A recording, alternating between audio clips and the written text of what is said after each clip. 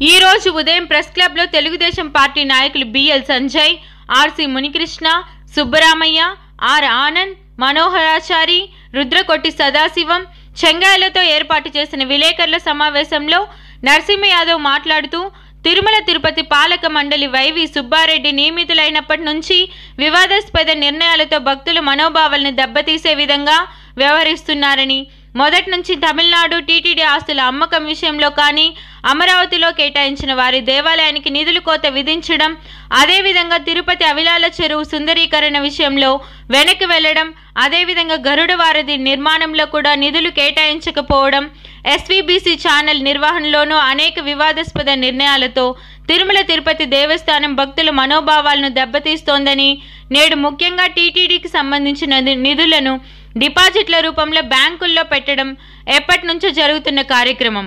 ధర్మకర్తల మండలిలో కూడా ఫైనాన్స్ కమిటీ ఏ జాతీయ బ్యాంకు అధిక వడ్డీ ఇస్తుందో జాతీయ బ్యాంకుల్లో డిపాజిట్లు ఉంచడం జరుగుతుందని, కానీ నేడు టీటీడీలో అబ్బాయి సేవలో తరించడం కోసం బాబాయ్ టీటీడీ డిపాజిట్లను ప్రభుత్వ ఖజానాలో ఉంచడానికి ఆగస్టు నెల 28వ తారీఖున ధర్మకర్తల మండలిలో కమిటీ నిర్ణయం సిఫారసు చేయడంపై తెలుగుదేశం పార్టీ తిరుపతి పార్లమెంట్ అధ్యక్షుడు జి నరసింహ యాదవ్ టీటీడీ ధర్మకర్తల మండలి తీరుపై విరుచుకుపడ్డారు. ప్రతినిత్యం వివాదాస్పద నిర్ణయాలతో పాలక మండలి భక్తుల మనోభావాలను దెబ్బతీస్తోందని, చైర్మన్ వైవి సుబ్బారెడ్డి వాళ్ళ అబ్బాయి అయిన ముఖ్యమంత్రి జగన్మోహన్ రెడ్డి మెప్పు కోసం టీటీడీని వాడుకోవడం సరైంది కాదని, ధర్మకర్తల మండలి సభ్యులు భక్తుల మనోభావాలను గౌరవించి డిపాజిట్లు నిర్ణయంపై వెనక్కి తీసుకోవాలని ఆయన డిమాండ్ చేశారు.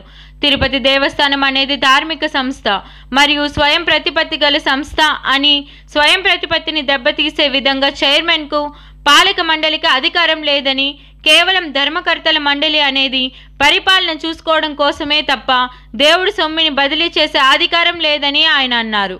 గతంలో ఇదే విధంగా ముఖ్యమంత్రిగా ఉన్న వైఎస్ రాజశేఖర్ రెడ్డి 7 కొండల్ని 2 కొండలు అన్నారని, గతంలో టీటీడీ విషయంలో ప్రభుత్వ జోక్యం అధికమై భక్తుల మనోభావాలు దెబ్బతీశారని, మళ్ళీ ఇప్పుడు వైఎస్ జగన్మోహన్ రెడ్డి అదే పంతాను అనుసరించడం చూస్తుంటే ఈ రాష్ట్ర ప్రభుత్వానికి దేవాలయాలన్నా హిందువుల మనోభావాలన్నా లెక్క లేకుండా పోతోందని, ముఖ్యమంత్రి వైఎస్ జగన్మోహన్ రెడ్డి మొన్నటికి మొన్న తిరుమలలో డిక్లరేషన్ ఇవ్వకుండా దర్శనాలు చేసుకొని డిక్లరేషన్పై కొత్త ప్రభుత్వం వితండవాదం చేసిందని ఆయన అన్నారు. రాష్ట్ర వ్యాప్తంగా దేవాలయాలపై దాడులు జరుగుతున్నా ముఖ్యమంత్రి ఎందుకు సమాధానం చెప్పట్లేదు? ప్రజలు గమనిస్తున్నారని, పరిణామాల అన్నిటికీ వెనుక రహస్యం అజెండా దాగి ఉందని ఆయన అన్నారు. వైఎస్ జగన్మోహన్ రెడ్డి ముఖ్యమంత్రి అయినప్పటి నుంచి తిరుమలలో టీటీడీలో జరుగుతున్న పరిణామాలపై కేంద్ర ప్రభుత్వం కలగజేసుకొని ప్రత్యేక విచారణ చేయాలని, కేంద్ర హోంమంత్రి ప్రత్యేక దృష్టి సారించాలని ఈ సందర్భంగా ఆయన డిమాండ్ చేశారు. టీటీడీ డిపాజిట్ల విషయంలో వెనక్కి తీసుకోకుంటే ప్రజలు భక్తులతో కలిసి తిరుపతిలో తెలుగుదేశం పార్టీ పెద్ద ఎత్తున ఉద్యమిస్తామని ఆయన అన్నారు. బీసీల వెన్నుముక విరుస్తున్న రాష్ట్ర ప్రభుత్వం. రాష్ట్రంలో జగన్మోహన్ రెడ్డి అధికారంలోకి వచ్చిన నాటి నుంచి బీసీలను అన్ని విధాలుగా దెబ్బతీసే విధంగా వ్యవహరిస్తున్నారని, నేడు ఏదో బీసీలను ఉద్ధరిస్తారు అని కార్పొరేషన్ నిధులు లేకుండా ఆర్భాటంగా ప్రకటించడం చూస్తుంటే నేతి బీరకాయలో నెయ్యి ఉన్న చందంగా రాష్ట్ర ప్రభుత్వ ప్రకటన ఉందని ఆయన అన్నారు. బీసీలను రాజకీయంగా, ఆర్థికంగా, సామాజికంగా పైకి తీసుకువచ్చింది తెలుగుదేశం పార్టీ అని, నందమూరి తారక రామారావు స్థానిక సంస్థల్లో రిజర్వేషన్లు కల్పించడంతో అనేక మంది జడ్పీటీసీలు, ఎంపీటీసీలుగా, ప్రజా పరిషత్ అధ్యక్షులుగా, సర్పంచులుగా, జడ్పీ చైర్మన్లుగా అవకాశాలు కల్పించాలని చరిత్ర తెలుగుదేశం పార్టీదని ఆయన చెప్పారు. 1983లో అనేక మంది బీసీల్లోకి అసెంబ్లీ అడుగుపెట్టే విధంగా తెలుగుదేశం పార్టీతోనే సాధ్యమైందని, నారా చంద్రబాబు నాయుడు గారు అధికారంలోకి వచ్చిన తర్వాత బీసీలను అన్ని విధాలుగా ఆదుకుంటాం, ఆర్థిక పరిపుష్టి సాధించడం కోసం ఆదరణ పథకాన్ని ప్రవేశపెట్టారని, అటువంటి ఆదరణ పథకంలో గత ప్రభుత్వ హయాంలో కొన్ని పనిముట్లను కూడా ఈ ప్రభుత్వం బీసీలకు పంచకుండా నారా చంద్రబాబు నాయుడు గారు అధికారంలోకి వచ్చిన తర్వాత బీసీలను అన్ని విధాలుగా ఆదుకుంటాం, ఆర్థిక పరిపుష్టి సాధించడం కోసం ఆదరణ పథకాన్ని ప్రవేశపెట్టారని, అటువంటి ఆదరణ పథకంలో గత ప్రభుత్వ హయాంలో కొన్న పనిముట్లను కూడా ఈ ప్రభుత్వం బీసీలకు పంచకుండా గోడంలోని తుప్పు పట్టే విధంగా ఉంచడం జరిగిందని, బీసీలను అన్ని విధాలుగా అణగదొక్కడం వైఎస్ జగన్మోహన్ రెడ్డి గారు చేస్తున్న కార్యక్రమమని, నిధులను ఇవ్వకుండా కేవలం కుర్చీలు మాత్రం ఇచ్చి కార్పొరేషన్ చైర్మన్లు చేస్తామంటే బీసీలు ఎవరు ఈ ప్రభుత్వాన్ని నమ్మే పరిస్థితిలో లేరని ఆయన అన్నారు.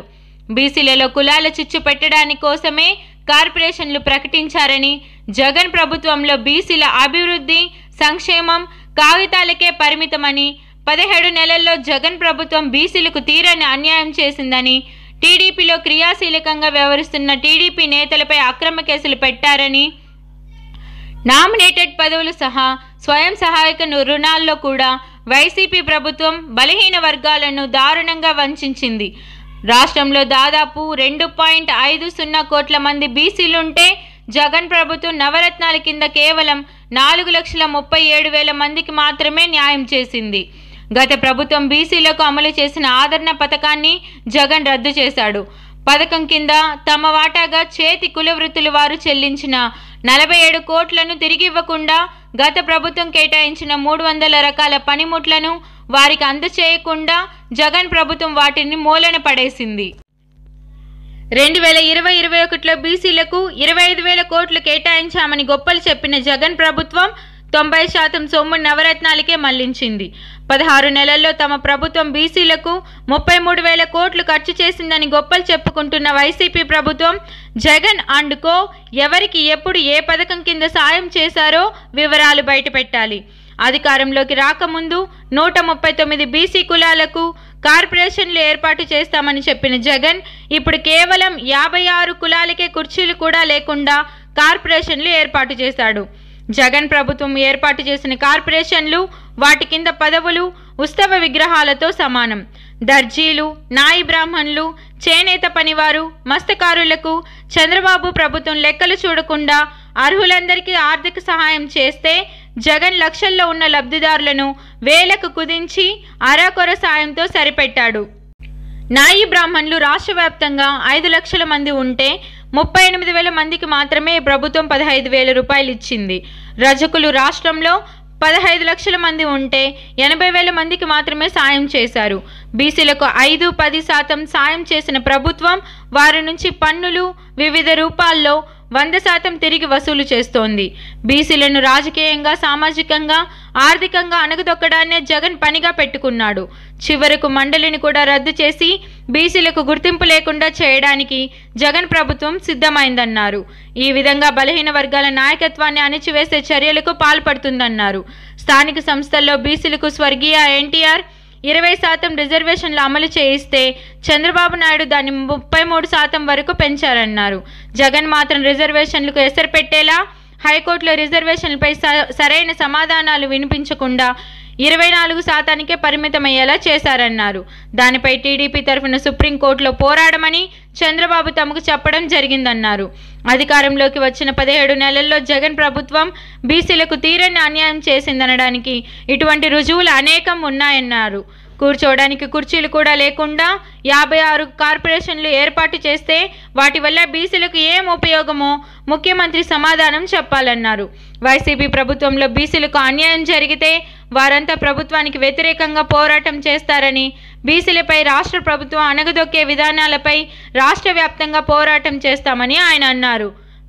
Reported by Praveen Naidu, PTV.